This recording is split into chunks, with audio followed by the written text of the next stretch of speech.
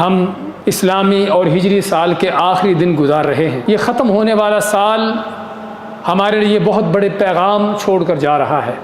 سب سے پہلے پیغام اس کا تو یہ ہے کہ زندگی کس تیزی کے ساتھ گزر رہی ہے کہ ہم اپنی زندگی کا دن نہیں، ہفتہ، مہینہ نہیں، بلکہ 12 مہینوں کا اور اسلامی سال کے 355 دن کا پورا سال ختم کر رہے ہیں۔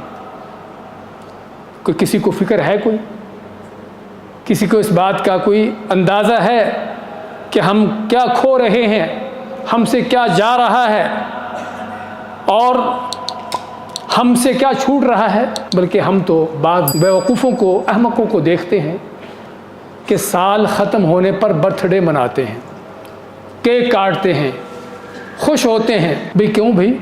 زندگی کا ایک سال کم ہو گیا، خوش ہونے کی بات ہے؟ عجیب بات ہے۔